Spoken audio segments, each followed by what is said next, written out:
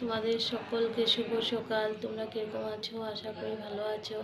দেখো, আজকে বিপত্তারিণী পুজো করেছি ঘরে।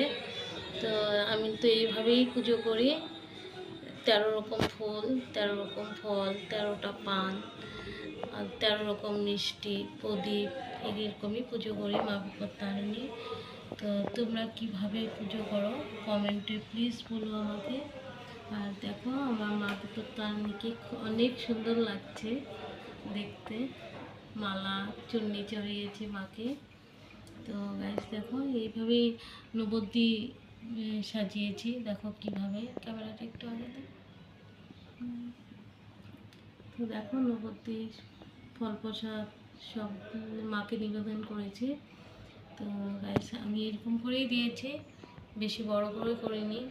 তো গাইস তোমরা কীভাবে বিপত্তারিণী পূজা করো, বিপদনাশিনী মাকে, তো প্লিজ কমেন্টে বলো। আর কীরকম লাগলো আমার পুজোটা প্লিজ কমেন্টে বলো।